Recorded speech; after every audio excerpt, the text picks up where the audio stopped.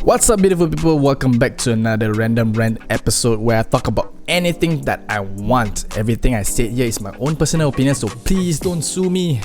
Today we're gonna talk about the whole Sylvia Chan saga. For those who doesn't know who Sylvia Chan is, she is the co-founder of Night Owl Cinematics. She's also an influencer and a YouTuber. I know, I took too long to cover this story, but hey, there are so many things happening during this saga. It's just hard to keep track. Kinda like the daily rising COVID cases.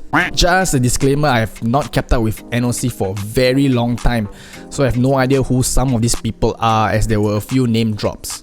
So here is the highlight of a story. The saga first began when an Instagram account called SG Chicken Rice posted a few screenshots of Sylvia Chan's text messages. In those text messages, she was berating some people and also a person named Sam. I don't know who Sam is, apparently she is some influencer, I think. Some look like it was from a group chat, while others look like it was a personal text. There was also voice messages in there as well. Yep, there was so many of them, it's just confusing for me. I mean, if you wanted to expose people, please do like a timeline or something, you know? That would be nice. So most of these text messages have tons of F words being thrown around. For a moment, I thought Gordon Ramsay was sending out these text messages. There were also voice messages saying things like how Sylvia wants Sam to exit. I don't know, exit where? I mean, if Sam doesn't know how to exit, maybe she should look at the map or find the exit sign. That was a horrible joke. These exposed screenshots have put Sylvia in a whole different light. I mean, as a boss, naturally scolding your staff is pretty common, but coming from an influencer perspective, it paints her badly. Like, if you could do all those things to your staff, you can do this to anybody. Honestly, the only time such vulgarities were used so much was when I was in the army. I mean, if you don't scold vulgarities in the army, you're not really in the army. It's like a rite of passage for all young men in the army to be extremely vulgar. Anyway, from those exposing text messages, of course, naturally in Singapore, the next thing that will happen is a lawyer's letter. That's right. After the saga has gone around for about a week or more, apparently NOC or whoever decided to send a lawyer letter to SG Chicken Rice. On top of the lawyer's letter, the current staff have also put out a statement on how they are being pulled into this saga even though they have nothing to do with it, and it has affected the contents that NOC has been putting out. I get it has nothing to do with you, but when your boss or the co-founder of the whole company is in the limelight, be sure to understand that your company will be affected. It's the same with how certain companies are affected when they come out with bad marketing schemes. Remember the whole clown and tuition center saga? What many people fail to understand is how an action of an individual can affect everyone around you, especially when your life is in the limelight. Now, to continue back to the story, things started to get a little bit more interesting when SG Chicken Rice was represented by a group of lawyers who are working pro bono, which basically means working for free. They replied to the lawyer letter with another lawyer letter. Honestly, at this point, it's been like 2 weeks and people are not really heavily invested into this saga. So much so that So Rae-yong posted a Facebook post about this saga despite having no relevance or whatsoever pertaining to this case. Like, he talked about how he was an athlete and all of a sudden quoted something about humility when he has nothing to do with his achievements. And we all know he's not a humble person. But So Rae-yong aside, after the SG Chicken Rice lawyer letter has been sent, apparently Sylvia posted a statement on her Instagram page telling her side of the story.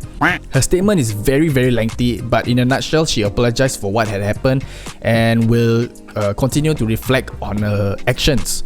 She also said things like, you can't blame me for something I said in my 20s. You can, Miss Chan. You're an adult.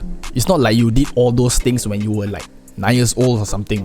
Also, she explained as to why she was upset with Sam, and here is the story. Apparently, Sam was involved with NOC in some competition series where the prize was to join NOC and be a full-timer. At that point of time, Sam was winning the competition or something, and Sylvia found out that Sam couldn't join NOC because Sam had a bond with another company.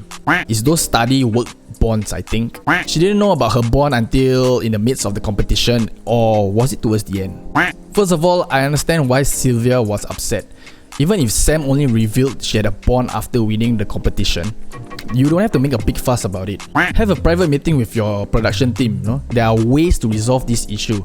You can say things like you decided to award the others who were in the competition as well because they did good, and Sam can be casted as a freelancer while they are casted as a full-timer.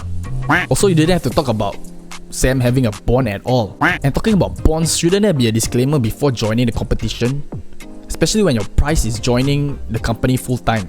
Like, don't you sign the contract first before filming the whole competition? And also, before signing the contract, isn't there an interview? A casting call? Now with Sylvia explaining her side of the story, many people assume that this is the end, but nope. Sam came out with a statement claiming that NOC knew that she had a bond before the competition. Wasn't that a hoot? Because like, I will hoot. Never mind. Now hold on. If NOC knew then, why do they still give the green light? Did Sam sign any contract after NOC knew that she has a bond with another company? Also, what happened to the lawyer letters? And why did Ryan decided to no longer manage NOC? So many questions left unanswered, and I foresee that the saga will prolong with their current staff having to bite the bullet. So to wrap things up, in my opinion, I think it's extremely stressful to manage a company and also being an online personality. As a boss or a leader, I think you have to be absolutely calm in face of adversity. People look up to you for guidance and you should set a good example. Also, it is best to never ever show your anger in text messages or on phone calls or on emails. Have a private meeting and talk it out calmly. Also, it's best not to micromanage and have faith in your staff. You hire them because they have a certain skill set and you need to have confidence in their skills. Even if they make a mistake, I think it is best to guide them instead of belittling them. On that note, I would like to thank you all for watching. Do like and subscribe, and also let me know what you all think about this whole Sylvia Chan saga in the comments below. So stay healthy and have a good day. Bye!